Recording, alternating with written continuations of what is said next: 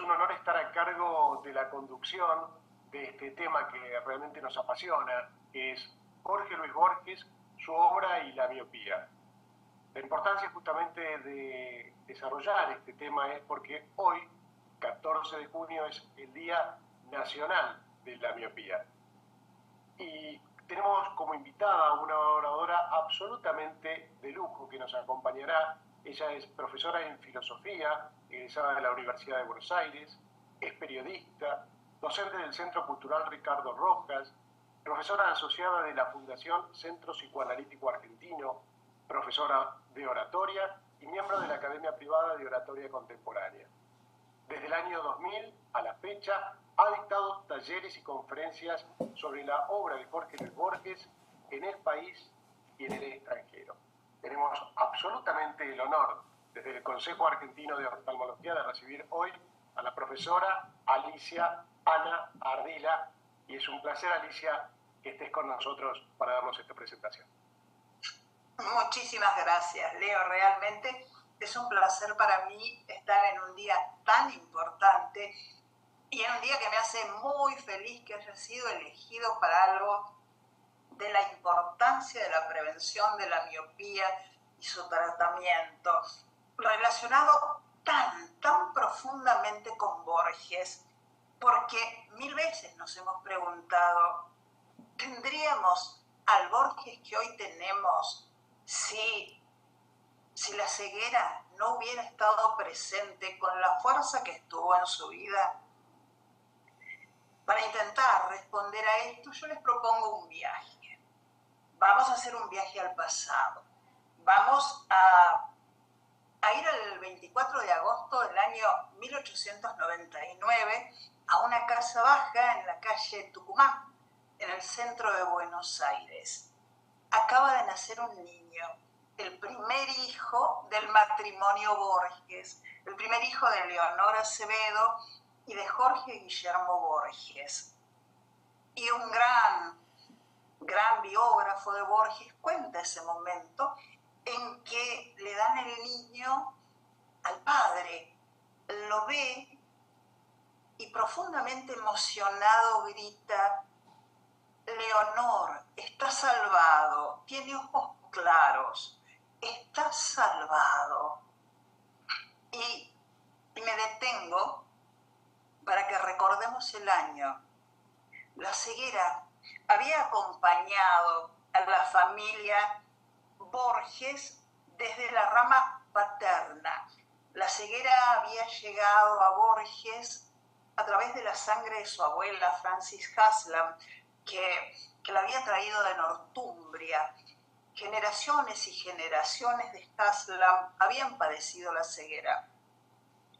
Y existía la creencia, como algunos miembros de la familia sí y otros no, que las mujeres eran menos proclives a heredarla y que aquellos que tenían ojos claros la evitaban.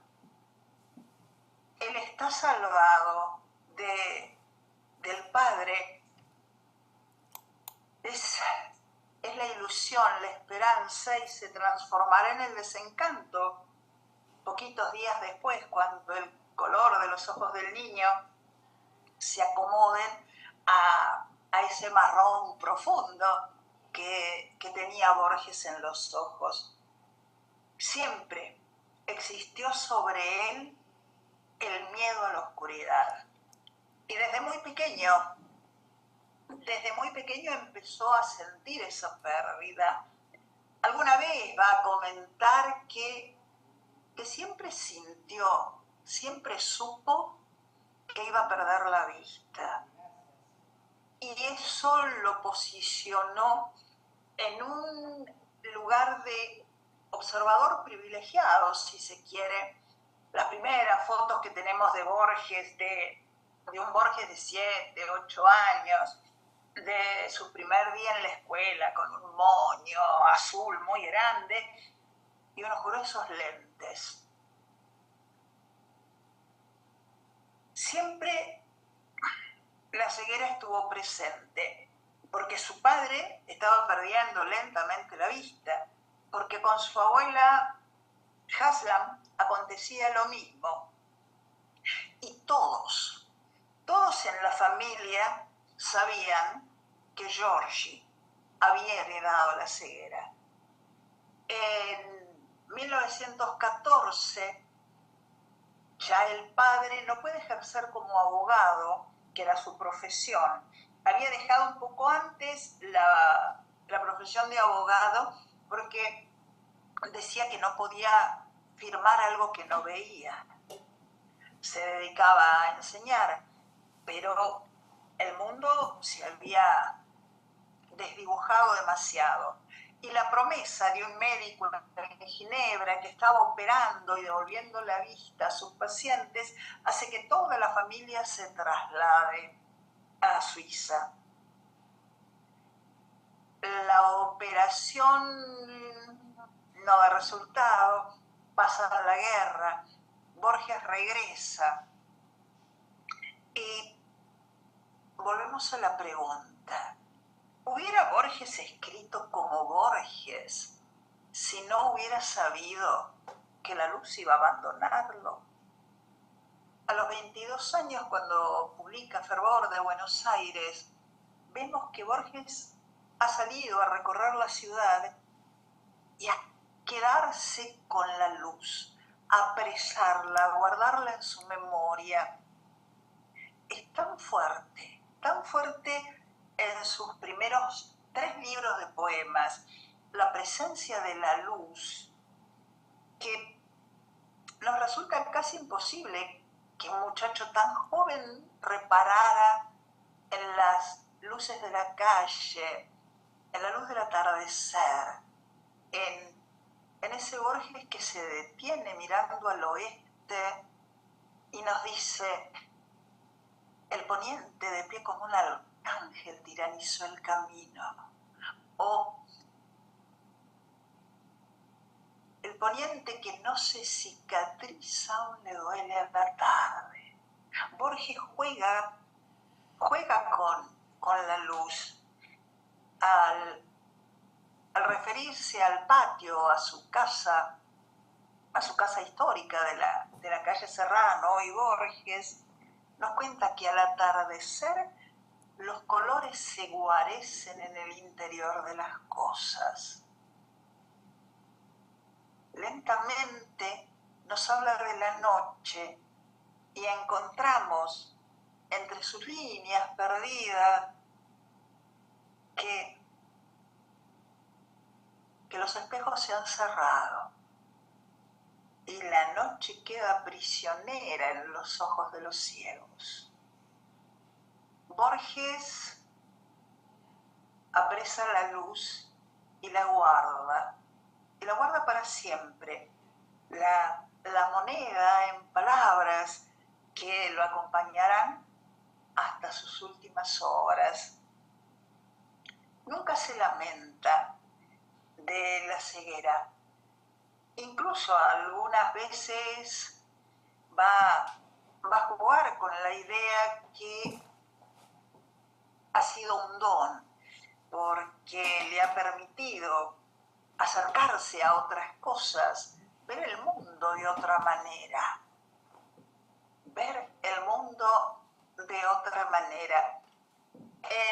En una maravillosa pieza, El Hacedor, en el que Borges se confunde, juega a desdibujarse con el protagonista de la historia, que es otro ciego ilustre, nada más y nada menos que el poeta Homero.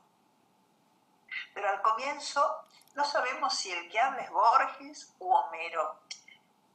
Borges hace esto muchas veces porque su timidez no le dejaba mostrarse como era. Entonces, como si fuera un ventrílocuo, hablaba a través de las palabras de sus criaturas de tinta. Y en esta historia habla del joven Homero, aguerrido, guerrero, percibidor del mundo a través de todo el cuerpo. Y de pronto un día nos dice, descubrió que se le habían borrado las líneas de la mano y el cielo se despobló de estrellas. Estaba quedándose ciego. Yo no tengo dudas que Borges pone en Homero las palabras de su descubrimiento. Porque un día se le borraron las líneas de la mano. Y en una de las operaciones, de las muchas a las que se sometió durante su juventud, él regresa a la casa y es feliz porque mira el cielo y ve las estrellas. Pero esa felicidad no dura mucho y lentamente vuelve el cielo a despoblarse de estrellas. Borges hace alusión en su obra continuamente a la luz. Decía que el primer color que lo había abandonado había sido el negro y que extrañaba mucho, sobre todo para poder dormir, no poder dormir en la oscuridad, porque cerraba los ojos y seguía conviviendo con una neblina amarilla. Y hablaba de su ceguera y decía que lo que más atormentaba a un ciego era la falta de límite, porque el suelo se aleja de sus pies, porque no hay más allá. Es toda una profundidad a la que no se alcanza. Yo tuve oportunidad de hablar con muchas personas no videntes que venían a escuchar las charlas y me decían, es la primera vez que alguien habla de la ceguera como es, porque no estamos en la oscuridad, porque es una neblina gris o amarilla, porque hay momentos en los que aparece una línea. Borges, que como buen agnóstico, buscó siempre la verdad, buscó siempre saber si había alguien más o no. Se preguntó muchas veces sobre si tenía derecho, ¿no?, a quejarse de su ceguera. Y en una pieza muy sentida, que se llama Una oración, una prosa breve de un Borges de casi 80 años, nos dice que quiere rezar una oración que no sea heredada, que quiere encontrar sus propias palabras y piensa que no puede pedir. Y dice, no puedo pedir que mis ojos no anochezcan, porque sé que hay mucha gente que ve y que no es ni particularmente buena ni particularmente feliz. Y en su universo, en su lectura del universo, ordenado en causas y efectos, había una razón que él no podía alcanzar para su ceguera. No dejó nunca de pelear, de buscar una solución. Agotó todas las posibilidades que le fueron dadas desde la medicina para recuperar la vista. Pero debemos pensar que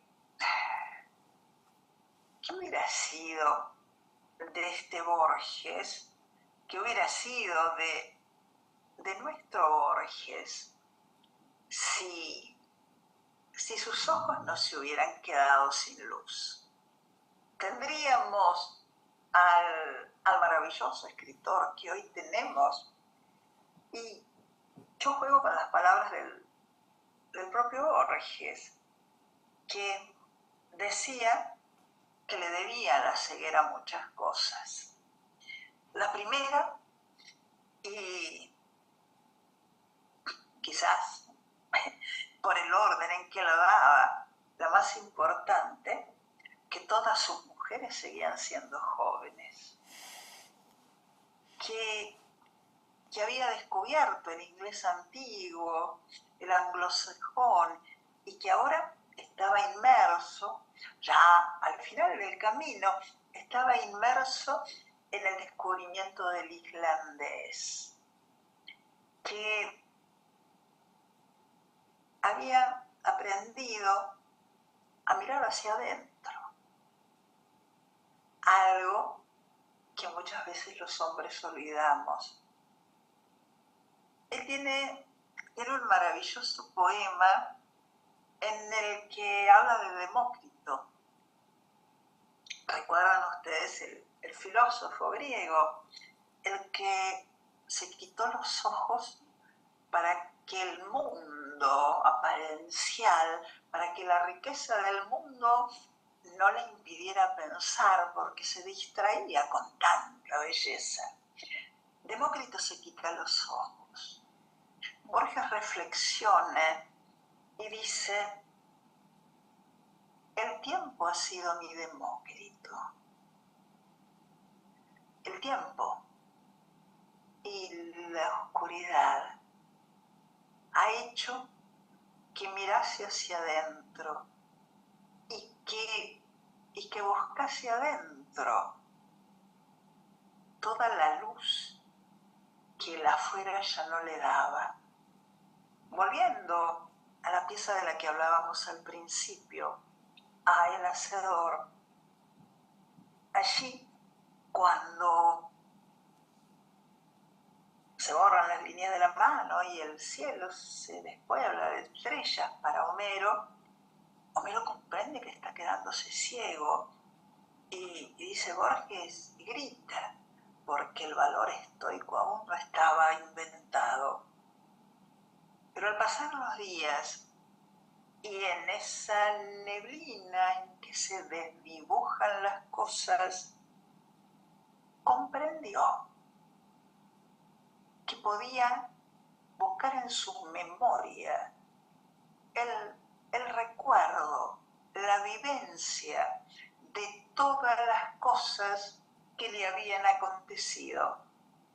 Y al buscar en su memoria, que brilló como una moneda bajo la lluvia, encuentra el amor, la guerra, las distintas pasiones humanas, encuentra todo el material con el que construiría su Ilíada y su Odisea, que le regala a todas las generaciones del porvenir.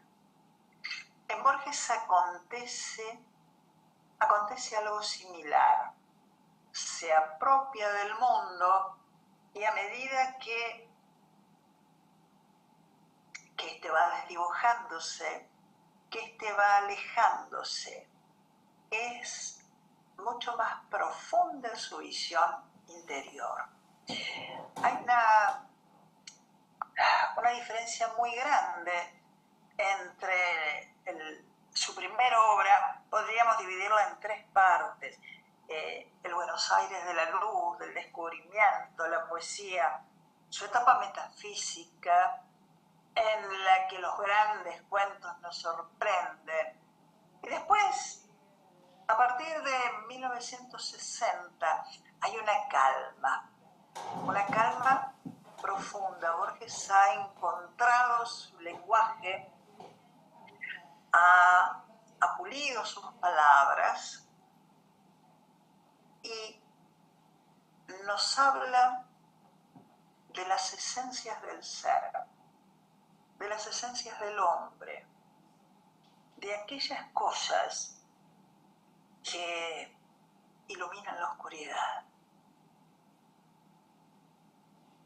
Borges lentamente fue perdiendo la vista. Tenemos fotos de él trabajando acostado sobre el papel, prácticamente con la mejilla sobre la hoja en la que escribía, y tenemos el registro de esa letra pequeñita, como de hormiguitas. Llega un momento, a partir del 50, en que ya empieza a dictar sus historias. No puede continuar hojeando los libros. Él, que amaba más la relectura que la lectura, le decía que era mucho más importante releer que leer. Y esto encerraba una especie de juego, porque para releer hay que haber leído primero. Borges ya no puede prácticamente leer. ¿Y cuándo se da el choque, el gran descubrimiento? La aceptación. En 1955 es nombrado director de la Biblioteca Nacional. El sueño de Borges, que es más, él decía, yo esperaba la dirección de la Biblioteca de Lomas de Zamora, nunca la de la Biblioteca Nacional. La Biblioteca Nacional a la que de niño iba con su padre, la Biblioteca Nacional donde, hojeando enciclopedias, descubrió los laberintos y descubrió los tigres y los espejos. Y ahora,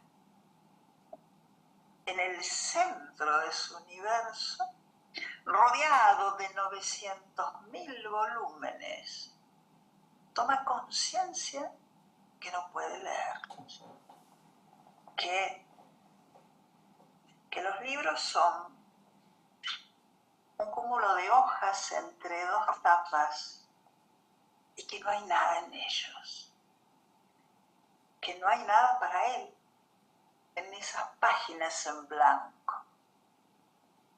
Y podríamos pensar en Homero, que cuando descubrió que se estaba quedando ciego lloró. Borges, que creía que los hombres tenemos un destino inevitable, muy al estilo griego. Hay un destino de hierro, los dioses nos lo han marcado. Y los hombres no pueden hacer nada para escapar de ese destino. Basta pensar en Edipo, que hace todo lo que hace para evitar que se cumpla la profecía y termina matando a su padre y casándose con su madre. Borges acepta el destino de hierro de los dioses, pero no puede concebir al hombre sin libertad. Entonces, se planta y nos dice, el destino es de hierro. Yo no puedo pedir no ser ciego, pero yo voy a elegir qué clase de ciego ser. Y en la Biblioteca Nacional, para un hombre que imaginaba el paraíso bajo la especie de una biblioteca, rodeado de 900.000 volúmenes, que solo puede tocar, porque las páginas no tienen letras, elige ser el ciego del poema de los dones. Y nos dice, nadie rebaje a lágrima o reproche esta declaración de la maestría de Dios, que con magnífica ironía me dio a la vez los libros y la noche. De esta ciudad de libros hizo dueños a unos ojos sin luz que solo pueden leer en las bibliotecas de los sueños las insensatas párrafos que ceden las salvas a su afán.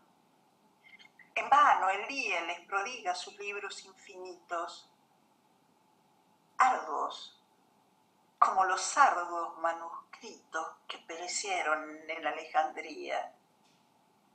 De hambre y de sed narra una historia griega, muere un rey entre fuentes y jardines.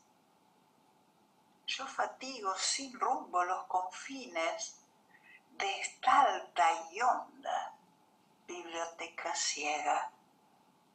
Enciclopedias, atlas, el oriente y el occidente, siglos, dinastías, símbolos, cosmos y cosmogonías brindan los muros, pero inútilmente. Lento en mi sombra, la penumbra hueca exploro con el báculo indeciso. Yo, que me figuraba el paraíso bajo la especie de una biblioteca. Algo que ciertamente no se nombra con la palabra azar rige estas cosas.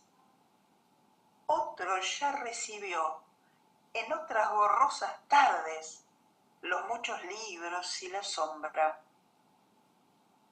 Al errar por las lentas galerías, suelo sentir con vago horror sagrado que soy el otro, el muerto que habrá dado los mismos pasos en los mismos días. ¿Cuál de los dos escribe este poema de un yo plural y de una sola sombra? ¿Qué importa la palabra que me nombra si es indiviso y uno el anatema? ¿Cruzat o Borges?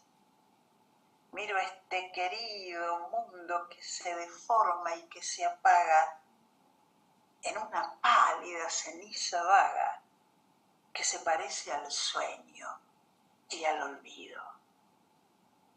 Este es el ciego que Borges elige ser y que seguirá soñando y que en sus sueños ve y en sus sueños lee.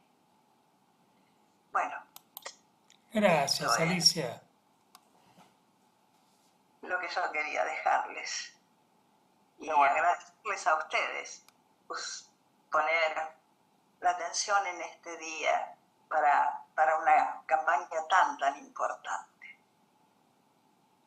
Muchísimas gracias, querida amiga y profesora Alicia Ardila. Realmente un honor, un privilegio para el Consejo Argentino de Oftalmología tenerte hoy, justamente este primer Día Nacional de la Miopía, en honor a Jorge Luis Borges. Impresionante realmente el viaje por donde nos ha llevado y esos rincones que solamente una persona con el amor que vos le tenés a Borges sabe transmitir este mensaje. Muchísimas gracias de todo corazón, querida Alicia. Gracias a ustedes, muchas gracias. Pero por favor, Rodrigo Torres, como líder de esta revista emblema que tiene el Consejo Argentino de Oftalmología, de la revista OCE, que seas vos quien nos cuente, por favor, sobre las próximas publicaciones. Muchísimas gracias, Leonardo. Primero, muy brevemente agradecer, Alicia, el tiempo compartido, tu conocimiento y tu pasión. Una reflexión como Borges es ejemplo en muchas cosas, más allá de lo obvio, y es ejemplo también para personas que sufren diversas adversidades, y es un ejemplo de cómo superar las adversidades utilizando la imaginación y resolviendo los problemas con la imaginación en diferentes ámbitos, ¿no? En el arte, en la literatura, en el caso de Borges, pero cómo la imaginación y en realidad la realidad se construye primero en los pensamientos, en esas experiencias, vivencias, memorias, Y algo que me queda como reflexión mientras te escuchábamos muy atentamente es cómo para ver no necesariamente están los ojos, se entiende hablando metafóricamente, y cómo hay personas que con sus ojos sanos no ven.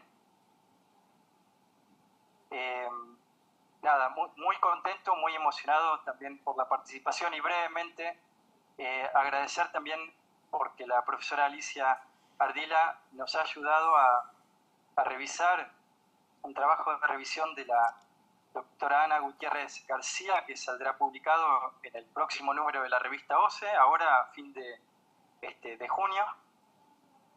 Un trabajo de revisión que habla sobre el impacto que tuvo en la obra literaria la condición visual de Borges y relaciona un poco más desde el aspecto científico, el aspecto oftalmológico, inclusive procedimientos quirúrgicos, contando que tenemos la suerte de que el oftalmólogo que lo atendió gran parte de su vida a Borges y lo ha operado es un oftalmólogo argentino, el doctor Enrique Malbrán, a quien también le agradecemos su colaboración. Y nada, simplemente invitarlos a que puedan revisar los artículos que se van a publicar en la revista Oftalmología Clínica y Experimental, que es la publicación científica del Consejo Argentino de Oftalmología. Es una publicación de revisión por pares, donde se publican artículos de investigación que contribuyen al crecimiento del conocimiento en las áreas relacionadas a las ciencias de la investigación. Ya casi como para darle pie al doctor Rafael Iribarren, un referente internacional en lo que es investigación en miopía, en investigación en general, en miopía en particular, destaco como nuevamente, volviendo a Borges, la imaginación es lo que utilizamos también en la investigación para ir a resolver los problemas que tienen preguntas sin respuestas, y es lo que nos inspira a generar hipótesis, a plantear hipótesis utilizando investigación y utilizando imaginación, e ir por el camino de la metodología de la investigación para generar medicina basada en la evidencia. Así que bueno, muchísimas gracias, y Leo, te dejo presentarlo y darle la palabra a nuestro gran amigo y de quien tenemos el orgullo de compartir y ser compañeros. Muchísimas gracias, Rodrigo. Un lujo realmente tenerte como líder de nuestra revista. Y para quien quiera seguir a Alicia a través de las redes, por Instagram, recordemos, Cursos Borges Alicia Ardila. Igualmente se lo vamos a comunicar para que, más allá de tener esta maravillosa pieza que nos brinda en el Día Nacional de la Miopía, puedan, quien desee seguirla y estar en contacto con ella, asistir a sus maravillosos cursos que nos viene dando desde el año 2000, con lo cual el año próximo tendremos estos 25 años maravillosos de Alicia Ardila en relación a Borges. Y por eso, querido amigo Rafael Iribarren, ¿qué sucede si dejamos la miopía librada al azar? ¿Y por qué justamente hoy por hoy el tema de frenar la miopía? Bueno, gracias Leo, gracias. Estás muteado, querido Rafa. Gracias Leo, gracias Rodrigo y muchas gracias Alicia por este viaje al que nos llevaste, que me dejó pensando que hay muchas enfermedades que hacen que las personas lentamente vayan perdiendo la vista entre los 30 y los 80 años de edad, una vez que han crecido, otras que dejan a las personas ciegas ya de nacimiento, pero muchas pasan por el proceso de ir perdiendo la vista lentamente, como le pasó a Jorge Luis Borges, y en ese caso necesitan un proceso de adaptación, rehabilitación, que incluye el duelo, la rebeldía y luego la creatividad. Por suerte, la miopía es una de las principales causas de esta pérdida de visión junto con la maculopatía y el glaucoma y la diabetes, y hoy en día la miopía, una de estas 4 principales causas, es prevenible cuando uno encuentra un niñito que empieza como Jorge Luis entre los 5 y los 7, 8 años de edad con una miopía, con antecedentes familiares de miopía fuerte que han llevado a la ceguera, lo puede poner en un tratamiento que todavía necesita un poco más de investigación, pero que está ya prácticamente probado y aceptado por los organismos internacionales como la Organización Mundial de la Salud y la Academia Americana de Oftalmología, que puede detener el avance de la miopía para que el niño no llegue en la vida adulta a quedarse sin visión. Así que esa es la buena noticia que tenemos y nada, me quedo pensando en todo lo que escuché, que ha sido muy interesante. Muchísimas gracias, querido amigo Rafael Iribarren. Un placer que nos hayan acompañado en esto que fue para nosotros una campaña extraordinaria, justamente de concientización sobre la miopía escolar, y hoy culminando justamente con este día 14 de junio, que es cuando Jorge Luis Borges pasa a la inmortalidad. Muchísimas gracias, profesora Alicia Ardila, por habernos acompañado. Muchísimas gracias, Rodrigo y Rafael Iribarren. Los dejamos para que al cerrar justamente este encuentro, seguramente vamos a seguir pensando en todo lo que podemos trabajar juntos. ¿Por qué? Porque más prevención hoy es menos miopía. Muchísimas gracias. Gracias.